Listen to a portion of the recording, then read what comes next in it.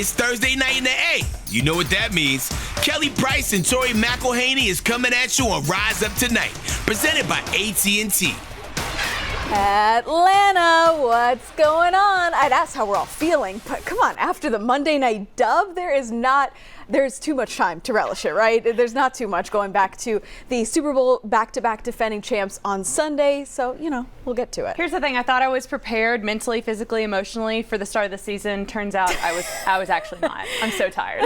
Monday Night Football, smack you right in the face. Will. Well, it was a perfectly executed 2-minute drill that we'll all remember in Atlanta for a while, or at least until this next game. With 1:38 on the clock, Kirk Cousins gets into the game. He hits Drake London at the end of it for a gotta-have-it score, and it felt like this is what we've been waiting all offseason to see. Let's huddle up about it. Let's huddle up with Kelly and Tori on the world of Falcons football. It was Atlanta's first primetime appearance since 2022 and first Monday night game since 2020. I know I talked to a lot of Falcons who were eager after the Week 1 loss to prove in primetime that this team is worthy of the national attention it has gotten all offseason. And they fought for 60 minutes this week, ultimately leaving an impression lasting on everyone. And we've already heard this team talk about how vital it is that they carry this momentum forward. So, Tori, do you see this as kind of a galvanizing moment perhaps for the rest of the season? I do, but only if you can build on it. Raheem Morris said last week you can't let the Steelers beat you twice, and we're seeing the other side of that same coin this week. You can't let the good feelings of a big win over the Eagles put you in this lackadaisical mindset. You showed you can win in the clutch. Now it's time to do it over and over again. And for as much as we said to show the world that the Steelers game was a fluke, go show that the final minutes of the Eagles game wasn't. Great point. And let's talk about what everyone's been talking about. Kirk Cousins, his health, his play. He looked his very best when he really needed to on that game-winning drive. Is this just a process of Kirk becoming more and more comfortable again, kind of just shaking off all that rust? Yeah, I think so. It's very difficult to truly simulate a 2-minute drill in a place like Lincoln Financial Field in a Monday night primetime slot. What am I saying? You actually can't simulate that type of environment until you're in it. And when Kirk Cousins found himself and the Falcons in that moment, he showed up and found a way to lead this offense down the field to a win. I think for a lot of players in that locker room who this was their first time in a situation like that with millions of eyes on them, it's one thing to believe they can do it, and it's something else entirely to actually get it done. And I do think that can do wonders for someone's confidence. I really do. Yeah, Jesse Bates actually talked exactly about that yesterday. And the offense wouldn't have been able to get into that spot to win the game if the defense hadn't stood strong. Again, bending, not breaking, preventing touchdowns, forcing Philly into field goals. And it's funny, we were planning to talk about this before we even heard from Bates yesterday about what stands out on film to him about this D through 2 games. And his answer was getting those critical situation stops and limiting explosive plays. We were already talking about that. And Bates said those characteristics are really just marks of a good defense in the NFL. And I will say this is a good defense. I think we knew the potential of this defense going into the year, but to see it play out over the first 2 weeks of the season should really get you excited about where this defense can go. Look, Patrick Mahomes, Taylor Swift's boyfriend, and the rest of the Super Bowl champions are coming to town this weekend. It's a tall task for this defense, but one they should be well prepared for, seeing as they now have faced not one, but 2 very elusive quarterbacks in Justin Fields and most recently Jalen Hurts. The Falcons have seen firsthand what can happen when a player like that leaks out of the pocket. They have to do what they can to make sure Mahomes, the best quarterback in the game right now, is contained even when the play breaks down. Raheem Morris called it playing the second play. That's got to be in the back of their minds come this Sunday. Well, walking into Lincoln Financial Field could be treacherous for an opposing team, but the Falcons strode in confidently and left, may I add, with plenty of swag. Time for Walking In, presented by Wells Fargo. We start with the game's ending. The NFC Defensive Player of the Week. He took that green and black and he turned it on Philly, making the color scheme his own in this crochet matching set. I'm also here to appreciate the green accent popping with the duffel bag and the hat here as well. Here's the thing, I'm not going to lie, I'm kind of hoping JB3 wears the opponent's colors in his away game fit every week. There's something like oddly, weirdly funny about that to me. It's a very subtle troll, I do enjoy that. Well, we don't have to go far on the roster to find our next walk-in featuree, the other half of this Pro Bowl safety duo in Justin Simmons. I loved it when I saw just a picture of the top half, but then I saw the matching pants. Not only do we have a sleek patent leather looking moment, but this like pattern and ombre situation, I just can't stop admiring it, and I want it, actually. That was so good that even in the locker room after the game, I made a point to tell Justin myself how cool I thought it was, and he said he had to start repping the Dirty Bird colors, and he sure did with this fit. I love that. Well, finally, we got to give our guy Chris Lidge some love. He was containing Jalen Carter on the field, but I can't contain my love here for this beautiful window pane blue suit, Tori. I'm sorry, but who gave Chris the permission to look so dapper? I mean, this is fun and fashionable, my dude. Big W for the big guy up front. I love it. Well, still to come on Rise Up tonight, I visit with Arthur Blank ahead of his induction into the Falcons Ring of Honor this Sunday. Don't miss that conversation later in the show. Plus, this week, a few Falcons defensive ends spent their day off spending time with the kids at Children's Healthcare of Atlanta. That story is coming up next on Rise Up Tonight. Rise Up Tonight is presented by AT&T and brought to you by Georgia Lottery. Today could be the day. By Mercedes-Benz, the best of nothing. And by Home Depot, how doers get more done.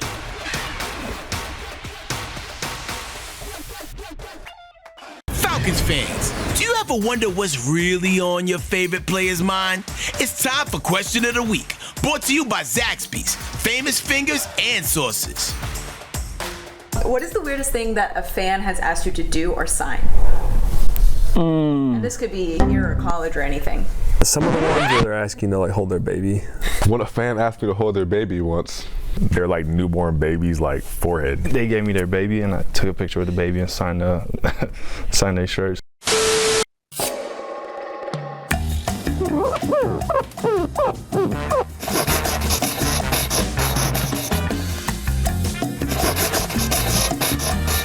Just hold my baby. I was like, okay. They took a picture? I don't even remember. I was too busy trying not to drop the baby. Like that was insane. I was like, why would I do that? It's just kind of weird, you know. Like that one's always a little awkward. Yeah. So now as a dad, is that even like more weird to you? That like I don't want you to hold my son. Like what am I gonna do with that picture? Because I don't know how to hold it for real, and I didn't want to drop it. That was uncomfortable for me. That's my biggest yeah, well, I mean, I did. I was like, hold my baby. And I was like, hey, take your baby back, please. That is such strange behavior. Also, like, not healthy for the baby to be held by people, to be signed with a Sharpie. Also, I know for a fact that Zach Harrison has said that he's like kind of scared of babies. Yes, that's one of the other questions we have coming up in this season is like biggest fears, and he's actually very afraid of babies, which is hilarious. Well, Tori, in your notebook on AtlantaFalcons.com this week, you really broke down some of the dirty work behind 4 of Bijan Robinson's most explosive runs, the blocking and the assignments that really sprung his success. So tell us more about that. Oh, yes. This is probably the most extensive film review I have done in a hot minute, and I loved it so much because you could absolutely see the clarity that the run game established itself the way you knew it could. You saw everyone at every layer of this offense working to keep Bijan Robinson and Tyler Algier untouched through their first few steps time and time again. And when those guys get to the second level, kick things into the second gear, they are dangerous. 150 rushing yards, dangerous. Moving forward, it's about establishing that further to the point of seeing it come alive on third down and in the red zone. But you got to be encouraged about what you saw on Monday night. Well, on Tuesday, a few Falcons defensive ends didn't just have pursuing the quarterback this Sunday on their mind. They also had some precious faces at Children's Healthcare of Atlanta on their hearts. Mary Alex Anders has that story as we rise up for Atlanta, brought to you by Truist. Smiles, let's go see, laughter, and hide and seek. 3 things you don't often see throughout the halls at Children's Healthcare of Atlanta. But in a heartwarming gesture honoring childhood cancer and Sickle Cell Awareness Month, Falcons defensive ends Matthew Judon and Khalid Kareem brought the light those hospital halls so desperately need. One of the cool things after we see the professional athletes visit is a lot of kids take those presents and the swag that they get and they decorate their room. There are a lot of kids that are here for a long period of time, and there's lots of procedures happening, they're not feeling good, and so having something so exciting as professional athletes is something for them to look forward to. They get excited to just meet someone new, to talk about anything other than being in the hospital and their diagnosis, and I think it helps them feel a little bit more normal, like that they're not just a patient here at Children's. That they're Children's Atlanta cares for more kids with cancer than anywhere else in Georgia and is home to the largest pediatric sickle cell program in the country. Being a father himself, celebrating a primetime win at Children's is right where Matthew Judon wanted to be. It's not, oh, because we won or because we lost, I'm not coming. You know, I signed up for it, and this is something I wanted to do. Is every time you open that door, to just see a different child in a different place of their life. And so just coming here for just a small fraction of the day, just put a smile on the face and just get to know other people's circumstances and what they're going through just a little bit. For Rise Up Tonight, I'm Mary Alexanders, Fox 5 Sports. Well, returning to the visitors' locker room after securing the dub on Monday night, Falcons players and staff were yelling, "You like that?" in the tunnel. We'll tell you exactly what we liked as we award the Dirty Bird chain to end the show. Plus, I'll sit down with Arthur Blank himself to look back at his legacy with this organization and the city of Atlanta as he prepares to be inducted into the Falcons Ring of Honor on Sunday. That's up next on Rise Up Tonight. Ahead of being inducted into the Falcons Ring of Honor, I wanted to talk to you about what this moment means to you. Like, I'm sure you've been thinking about, you know, your career and everything that you've done, not just for the Falcons, but this whole entire city. You know, what does this actually mean to you, this honor? Well, I think for me, it's, you know, I've been the steward of the franchise for 22 years, and so I think for me it's a recognition of my relationship, I think, with our fans, our players, our coaches, sponsors, everybody connected to the organization. And so, you know, I accept the honor, if you will, but I really accept it on behalf of everybody else. I love doing what I'm doing. I continue to love doing it and making a difference for our fans and community in every way that I can. So I've been very blessed and view this as just a unique opportunity. I want to continue to build on it. So many players that we've talked to have talked about your leadership style and you being on the sideline and being in the locker room and just being there in a very genuine way. I know Kirk Cousins talked about that the other day and how much that means to him to see a leader like that and an owner like that. Why is it important for you to be that kind of leader? You know, I always want the players to feel like I'm there for them, I'm connected to them, I'm supportive of them. When I go to the sidelines, it's always the middle of the fourth quarter, win, lose, draw, whatever it may be. I'm going to be there, and they know that. Stay out of their business, stay away from the coaches, but, you know, I don't want them to feel like I'm up in a box and removed and, you know, not connected in that way. So, you know, and understanding what they're going through, both physically and emotionally in every way when they're playing, in the locker room and training camp and any way that I can be. Can you pick a favorite memory over these last 2+ decades or so? Well, it's a great question, very difficult question to answer. I would say one certainly was drafting Matt Ryan, and I think his first first pass play, it was 60-something odd yards, and that was unbelievable. So that would definitely be a highlight, because that was a foretelling of his incredible career with us, and we were blessed. And Matt actually is going into the Ring of Honor as well several weeks after I'll be inducted. And I'll be celebrating that, probably even more than I'll be celebrating my own, because he truly deserves it in every possible way.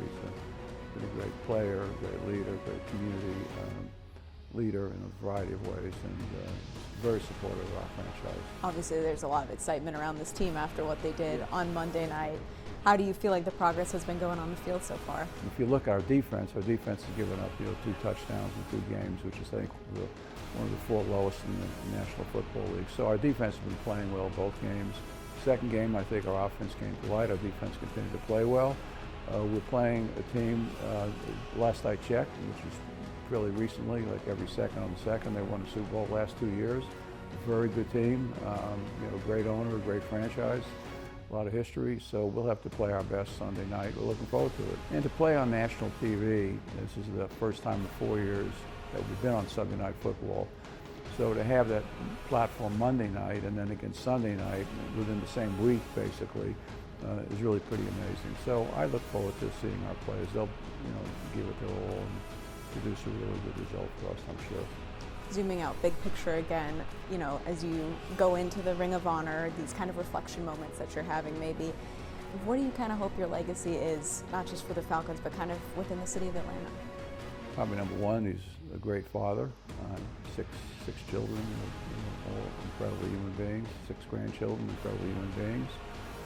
That he lived a life where he gave back, made a difference in other people's lives. I love doing that every day. Work is not work to me, it's fun to me. And so I feel very, very fortunate. Couldn't be happier about this new children's hospital, which is being opened up. Actually, it's the day of my birthday is the ribbon cutting week from Friday. Is it really? Yeah, which is just happenstance. That's so funny. And then 2 days later, they're moving 325 patients, which is a miracle, 7:30 in the morning to 5 o'clock at night. You know, I say this often, which is so true, and to all parents and everybody who, relates to kids. It's a third of our population, 100% of our future. So we have an opportunity to have a facility that's being manned by, incredible doctors, nurses, staff, covering every element of running that hospital is really a privilege for me. So I'm thankful that Children's Hospital has had the facilities and the vision to do this, so it's an opportunity for us to fund it. But without them, we wouldn't be able to do it, so we're really thankful for CHOA. I was going to ask about that actually as my last question, just having your name attached to such a big undertaking. I mean, you mentioned kind of the logistics part of it, but how it's going to actually change so many kids and their families' lives with having everything kind of in place. I say that I would love for everybody to visit the hospital, not because they have to take a child there, but because they just want to visit the hospital. The facility is just incredible. To see what they've built in 4 years and their vision, and then see a staff with the folks that are so committed professionally to taking care of kids, which really, as I said, is 100% of our future, and it's really doing it in the most beautiful way. So, visit the hospital just as a visitor. If for some reason you have a reason to take a child, you're getting the very best of attention and care, not just to the child, but to the parent as well. So it's important that caregivers get support as well, because when they're bringing their children, usually into a medical facility like that, they have their own concerns. Yeah, it's by our office, so we've been seeing it really? go up.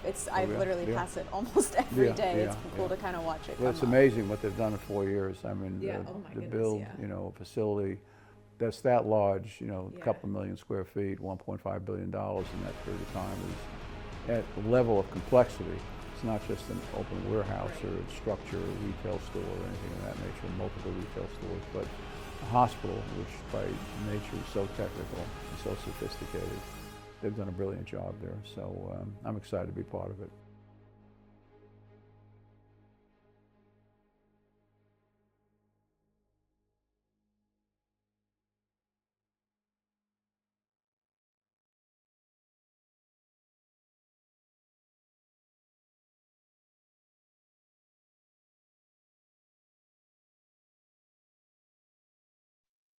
Content all day. Big Kirkle wakes up dripping like this. Kirk Cousins with the chain.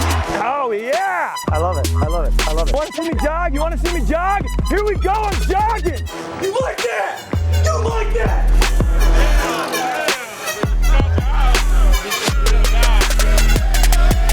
Still waiting to that montage from Kirk Cousins as an Atlanta Falcon, but Kirk Cousins has now had 4 wins in his last 5 Monday Night Football appearances, and say it with me, we all like that.